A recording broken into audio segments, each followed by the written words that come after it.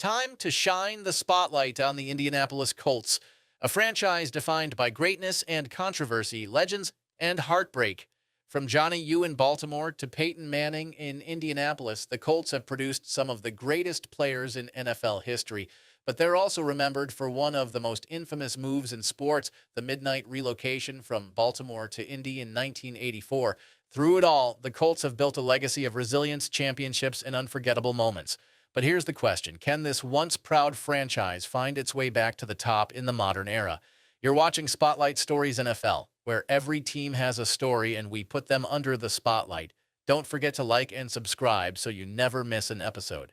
The Colts' history stretches back to 1953 when Baltimore was awarded an NFL franchise to replace its failed predecessors. The new team quickly rose to prominence under head coach Weeb Ewbank and a young quarterback named Johnny Unitas, a player who would change the game forever. Originally signed by the Colts after being cut by the Pittsburgh Steelers, Unitas went from obscurity to icon in Baltimore. With his trademark black high-top cleats, crew cut, and calm demeanor under pressure, Unitas wasn't just a quarterback. He was the model of toughness and leadership. He revolutionized the passing game at a time when football was still dominated by ground attacks, becoming the face of the league during its rise in popularity in the 1950s and 1960s.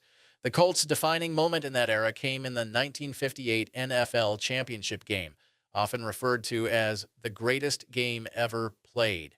Before a national television audience, Johnny U, as fans called him, led a dramatic late drive to tie the game against the New York Giants, then orchestrated the first sudden-death overtime win in NFL history. That game helped launch the NFL into mainstream American culture, and Johnny U became a household name. For fans in Baltimore, he wasn't just a quarterback, he was an idol, the symbol of grit, precision, and the city's pride. With Johnny U, the Colts won NFL championships in 1958, 1959, and 1968 and competed in Super Bowl III. Though that game ended in a historic upset loss to the AFL's New York Jets, his reputation as the gold standard for quarterbacks was already cemented. Players who came after him, from Joe Namath to Terry Bradshaw to Peyton Manning, often cited Unitas as their inspiration. The franchise's story took a dramatic turn in 1984 when owner Robert Irsay infamously moved the Colts from Baltimore to Indianapolis under the cover of night. The relocation devastated Baltimore fans, but in Indianapolis, the team found new life. Still, the legend of Johnny U loomed large. He remained Baltimore's hero even after the move, a reminder of the glory days when the Colts were America's team of the moment. In Indianapolis, the Colts eventually found their next idol at quarterback in Peyton Manning, who led the team to consistent dominance and a Super Bowl victory. And now, decades later, the Colts look to Anthony Richardson to carve out the next chapter of greatness. From Johnny U in Baltimore to Manning in Indianapolis, the Colts' story has always revolved around legendary quarterbacks, men who became more than players, but icons of the game itself. Fun fact number 1. Did you know the Colts almost moved to Phoenix, not Indianapolis? Before Robert Irsay struck a deal with Indianapolis in 1984, he seriously considered moving the team to Phoenix, Arizona. The city even put together a stadium proposal, but Indy's offer of the Hoosier Dome and major financial incentives won out. The Colts uniforms are among the most traditional in the NFL. The white horseshoe logo on a blue helmet is one of the simplest yet most iconic designs in sports. Their home jerseys are royal blue with white numbers, while their road uniforms are clean whites with blue trim. The look has remained virtually unchanged since the 1950s, symbolizing continuity across both Baltimore and Indianapolis eras. In Baltimore, the team played at Memorial Stadium, a multi-purpose venue known as the Old Gray Lady. Since moving to Indianapolis, the Colts have played in 2 homes, the Hoosier Dome, RCA Dome, 1984 to 2007, and Lucas Oil Stadium, 2008 to present. Lucas Oil, with its retractable roof and massive windows showcasing the Indianapolis skyline, has quickly become one of the NFL's most admired venues. Fun fact number 2. Did you know the Colts were the first Dome team to win a Super Bowl? When the Colts defeated the Chicago Bears in Super Bowl 41 in 2007, they became the first franchise to play their home games in a domed stadium and win a Super Bowl. At the time, critics often said dome teams were soft compared to outdoor squads. The Colts' legendary high points span multiple eras, 2 cities, and some of the most iconic moments in NFL history. The franchise's first golden era came under Johnny U, whose cool leadership and revolutionary passing style transformed pro football in the late 1950s. The defining moment of that era was the 1958 NFL championship game against the New York Giants, often called the greatest game ever played. With a national television audience watching, Johnny U orchestrated a dramatic late drive to tie the game, then led the Colts to victory in the league's first sudden death overtime. That game is credited with sparking America's love affair with the NFL, and Unite became the sport's first true superstar quarterback. He followed it up with championships in 1959 and 1968, cementing the Colts as one of the league's powerhouse teams. The Colts reached the mountaintop of the modern era in 1970 when they won their first Super Bowl title. After years of heartbreak, including the shocking upset loss to Joe Namath and the New York Jets in Super Bowl III, the Colts returned to the big stage with a vengeance. Led by quarterback Earl Morrall, Unite and a dominant defense, the Colts defeated the Dallas Cowboys 16-13 in Super Bowl V. Known as the Blunder Bowl for its many turnovers, the game ended with Jim O'Brien's last-second field goal. For Baltimore, it was redemption. The sting of Super Bowl III was gone, and the Colts were world champions again. The franchise's next great era came after the controversial 1984 move to Indianapolis when the Colts drafted Peyton Manning in 1998. Manning became the face of the league, rewriting record books and transforming the Colts into perennial contenders. After years of playoff disappointments, Manning finally broke through in the 2006 season, leading the Colts to a 29-17 victory over the Chicago Bears in Super Bowl 41. Manning was named Super Bowl MVP, and head coach Tony Dungy made history as the first black head coach to win a Super Bowl. That championship represented the peak of the Manning-Harrison-Wayne era, one of the most feared passing attacks in NFL history. The Colts returned to the Super Bowl in 2009, falling to Drew Brees and the New Orleans Saints in Super Bowl 44. Still, the Manning years remain a golden chapter, a run of dominance in which the Colts became the model of consistency. Even after Manning's departure, the Colts briefly found hope in Andrew Luck, who led them to the 2014 AFC Championship game before injuries and his shocking 2019 retirement cut his career short. While that era ended too soon, it reminded fans of the Colts' tradition of great quarterbacks and sustained competitiveness. Fun fact number 3. Did you know the Colts invented the 2-minute drill? With Johnny U at quarterback in the 1950s, the Colts pioneered the concept of the 2-minute offense, practicing quick huddle, clock control drives long before it became standard. It was perfected in the 1958 NFL Championship game when he drove the Colts to an overtime victory over the Giants. For all their iconic highs, the Colts have also endured some of the NFL's most painful and infamous lows, moments that left scars on both Baltimore and Indianapolis. The first and most historic heartbreak came in Super Bowl III. The Colts entered the game as heavy favorites, armed with a powerful defense, a roster stacked with Hall of Famers, and a 13-1 regular season record. Oddsmakers had Baltimore favored by more than 2 touchdowns against the upstart AFL champion New York Jets. But on January 12, 1969, in Miami's Orange Bowl, the unthinkable happened. Jets quarterback Joe Namath famously guaranteed victory before the game, and then delivered. The Colts offense sputtered. Quarterback Earl Morrall threw 3 interceptions, and Baltimore managed just a single late touchdown in a stunning 16-7 loss. That defeat didn't just shock Baltimore, it shifted the entire football landscape, legitimizing the AFL and paving the way for the NFL-AFL merger.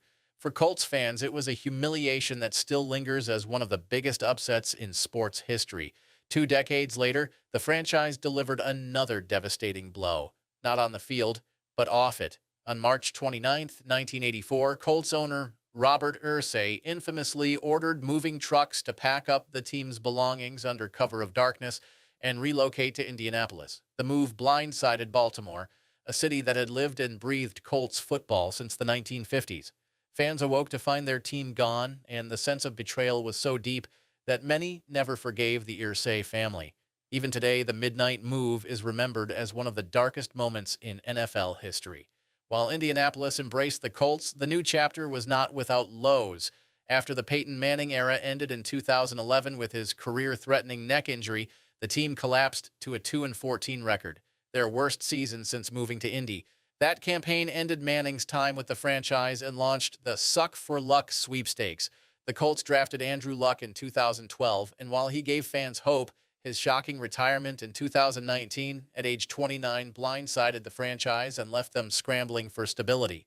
Since Luck's departure, the Colts have endured a carousel of quarterbacks, from Phillip Rivers to Carson Wentz to Matt Ryan, and none of whom could replicate the stability of Manning or Luck. The team has stumbled through losing seasons and missed playoff opportunities, once again raising questions about whether Indianapolis can return to contender status.